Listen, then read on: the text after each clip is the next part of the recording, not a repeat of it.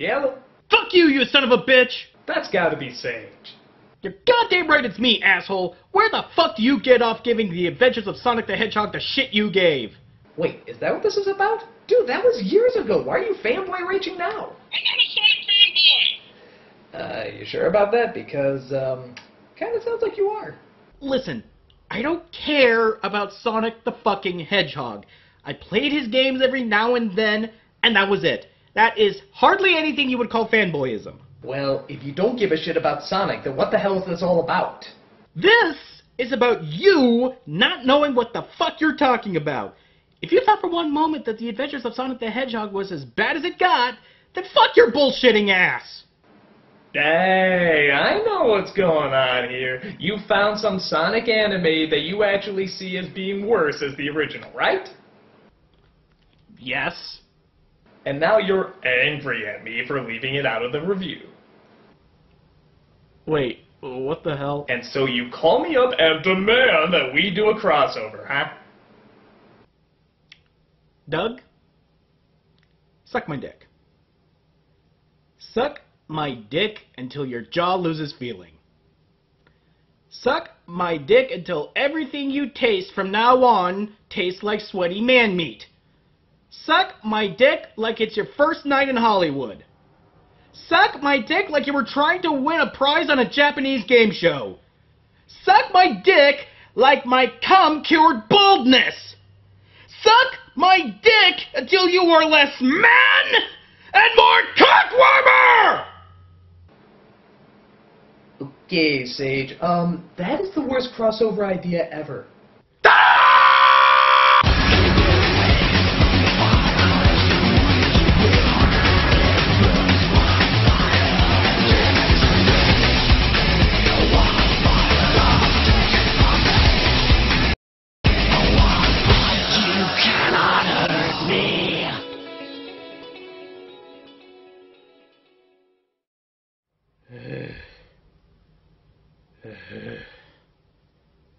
Can you tell I was a Nintendo kid? I can't believe I'm doing this. Of all the OVAs I could wrench out of the coffin of bad 90s anime, I had to choose one of the most annoying, nonsensical pieces of shit to ever blight a Sonic fanboy's VCR. If I'm this pissed about the show, I can't even imagine how an actual Sonic fan would have... I can tell you. Oh, hey, Mark the Engineer, everybody. Famous voice actor and friends of fellow actors Brett Weaver, Bill Rogers, Kyle A. Bear, and Brett Weaver. Yeah, whatever. You were asking about how Sonic fans reacted to this knife in the sternum? Yeah, actually. Wait a minute, can I ask about the whole... No. Alright, just asking. So, how would you know anything about the... Okay, fair enough. So, alright, I'll bite. How was the damage? I don't know what you're talking about. What? There wasn't any damage, because it didn't happen. Mark, if this didn't happen, then what the hell am I holding? Well, it's certainly not the Sonic the Hedgehog movie, because it didn't happen. Mark, I don't know what you're... It didn't happen! Look, Lunchbox, I don't expect you to understand, so let me put it to you like this. Sonic Heroes happened. Sonic 2006 happened. Shadow the Hedgehog happened. And to a lesser extent, Dr. Robotnik's Mean Bean Machine, Sonic R, Sonic Rider, Sonic and the Black Knight, Sonic and the Secret Ring, Sonic Shuffle, Sonic 4, and Sonic Underground happened! That This? didn't happen! So, Sonic fans handled this through denial. Yes! No. Alright, it was either living a lie or booze. Well, my mama didn't raise me to be no liar. In for a penny. We open our story with an owl in a jet, and it looks like he's flying off to one of the floating rocks on Pandora. Either that or J.J. Abrams' backyard. Look, we got both the USS Enterprise and Oceanic Flight 815. Come on, you want to try it out? Not right now, thanks. All right, I'll go use it myself. Tails is just like a little kid with his new toy. Hey, come out here, Sonic! It's okay if you don't swim. You should give it a try. Just don't show off so much that you forget to look where you're going. What?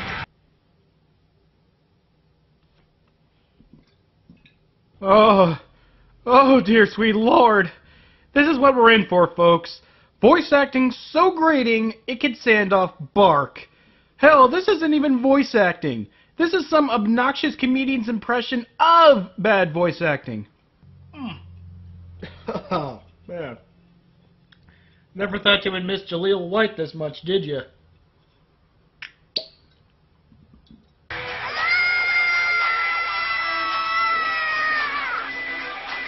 It's probably nothing. Sonic! Help me! Wake up, Sonic! Come on! Help! Help me! Wake up, Sonic! Shut up, Dale! Careful what you say there, Sonic. I can think of another thing that needs their throat kicked in. Apparently, Miles was screaming bloody murder over the Owl's now crashing ship, and it's up to Miles to save him. What about Sonic, you may ask? He says fuck you and goes back to sunbathing. Listen, I'm not too familiar with the Sonic mythos or anything, but is he supposed to be this big of a douche nozzle?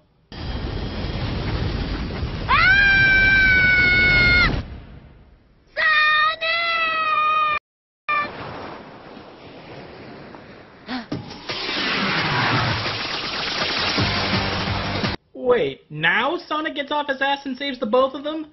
What in the fuck happened in the 1 minute between now and the time that Sonic couldn't be bothered to act like the hero he's supposed to be?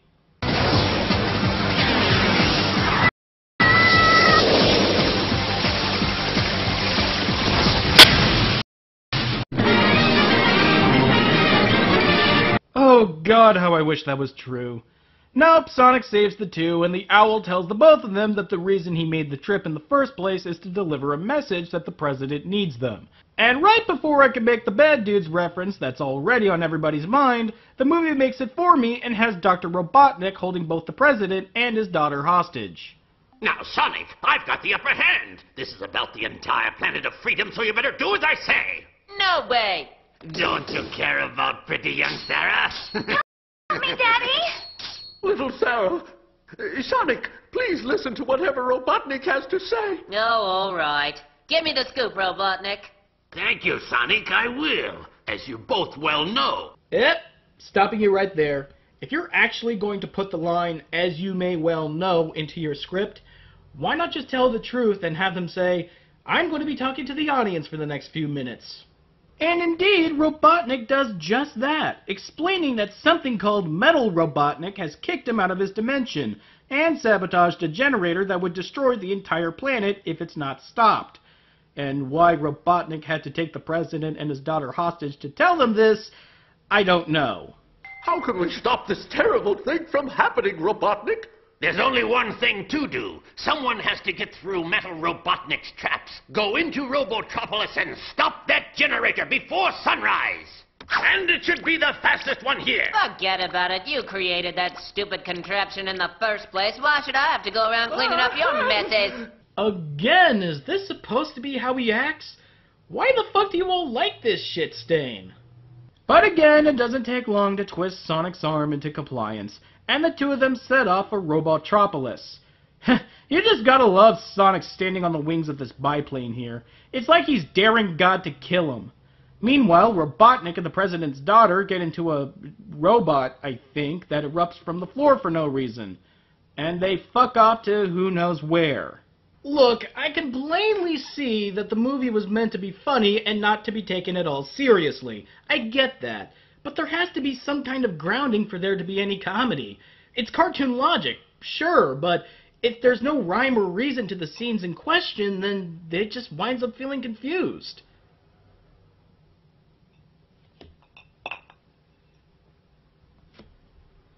Not even a buzz? Really? Sonic and Tails arrive in Robotnik's dimension, where they proceed to run through your typical Sonic level, including, and I'm not kidding here, hitting a warp zone. Apparently, this warp zone leads them just a stone's throw away from their destination. Look, the relics are sinking right into the ocean. Sonic! I bet it's because the robot generator is out of control and causing reactions under the ground! I swear to Christ, every time Miles opens his goddamn mouth to speak, I'm gonna strangle him with his own intestines! And why the fuck isn't this working?! Oh. Go drink some beer!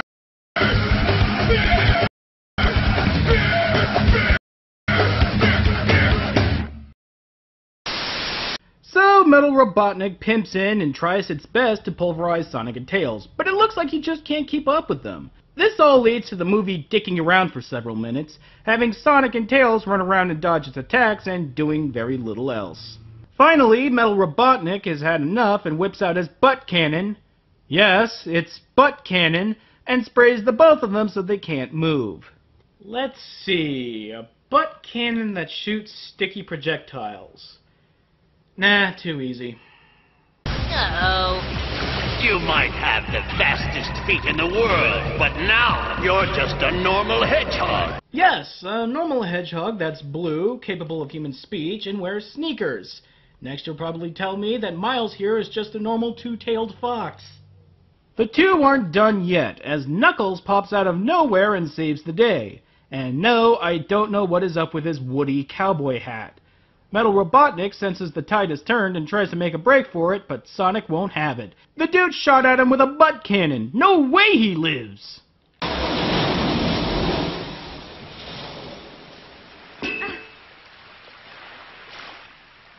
Sonic better enjoy his victory now, because once he gets to Robotropolis, he'll have to fight something far more evil than Metal Robotnik. What do you mean worse than Metal Robotnik? Are you talking about yourself? You better keep your hands off my Sonic or I'll never forgive you! Wait, that was the thing that the president's daughter and Robotnik got into earlier? What? How? Why? And hold on. If the president's daughter didn't want Sonic to get hurt, why did she willingly go into that robot in the first place? Gah! Knuckles seems to be on the same wavelength as Sonic and Tails and decides to tag along for the rest of the journey. Oh, and by the way, since when could Knuckles fly? Yeah, in the games he could glide, but this isn't gliding now, is it? Look at him, he's literally standing on air. In fact, how the fuck is he supposed to glide in the first place? At least Tails uses his two tails as a propeller, and as dumb as that sounds, that at least has some semblance of sense. What the fuck does the echidna do to glide? Yes, in a world where foxes use their tails to fly, and blue hedgehogs talk and run at supersonic speeds, I'm calling bullshit on the fucking flying echidna. However, his mystical powers of flight come in handy as the three manage to find Robotropolis and stop the generator from overheating. But all of this turns out to be a trap as the generator breaks away, revealing the sinister, I'm sure, Metal Sonic. It's a robot that looks exactly like Sonic! Thanks, Captain Obvious. God, could you get any more annoying, Tails? It seems that Sonic fell for the old, fake out-of-control generator scam, and now Robotnik has him right where he wants him. Release Sarah now, Robotnik! But first you must fight him. Go get him, Hyper Metal Sonic! Everybody stand back. Nobody try to help me. I have to destroy this imposter. I wasn't gonna help you anyway, you douche. I hope Metal Sonic leaves enough of your corpse to bury it so I can piss on your grave. And honestly, this is the rest of the movie. Sonic and his metal clone just duking it out for the next 20 minutes. Cut between Knuckles and Tails holding their dicks doing nothing, and Robotnik trying to woo the president's daughter. And just for good measure, the occasional scene with the unfunny, obnoxious owl. Oh man, are you still in here somewhere? I'm behind you, Tails. You've come home early. Those are Sonic's favorite clothes, so don't blame me if he gets mad at you. Don't worry about it. He was here last night. He forced me to put on these clothes and then flew away without saying anything. He flew away? Metal! Okay, why the fuck would Metal Sonic stop fighting the original Sonic to play Dress Up with the Owl? Because Metal was programmed with all of Sonic's data. He knows everything. His likes, his dislikes, his personality, and all his thoughts. That's why he knew to come down here. And he even gave the old man his favorite clothes. Do we have any booze left? And the bullshit parade continues as Knuckles begins postulating that Metal Sonic must be making his way up to the polar cap so he can cause them to melt, fracturing the continents and destroying the overworld, because science. And so we head to our final climax, with all parties converging to the polar circle. Luckily for us, I could summarize this entire sequence in 10 seconds.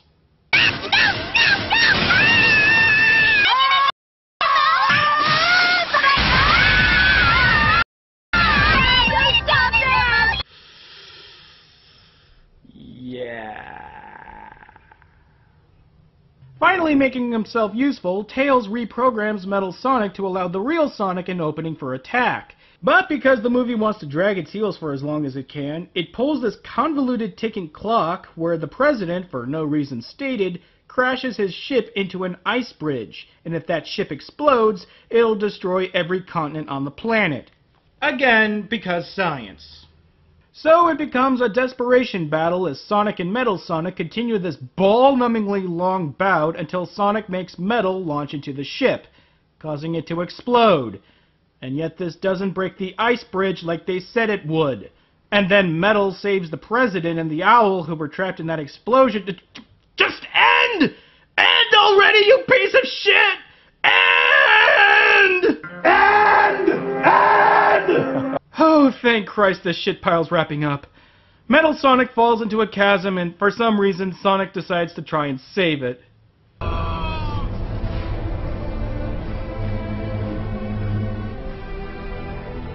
You were the chosen one! It was said that you would destroy this Sith, not join them!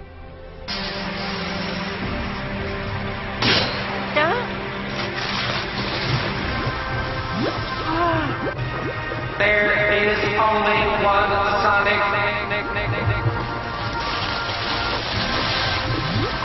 No! Don't do it, Sonic!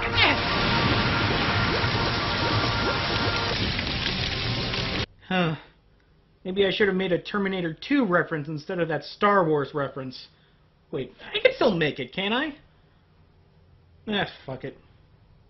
So, with the world saved and the audience's 50 minutes wasted, Sonic and friends jet off towards a new adventure. The end. This thing is absolutely wretched. This is the worst kind of brain-rotting entertainment ever to be shoveled in front of a kid. I don't know how you Sonic fans live with yourselves without a second liver. Oh, God. But that was nothing. Nothing compared to what we've got in store for next month. It's the end of the world, ladies and gentlemen. And I feel fine. Till next time.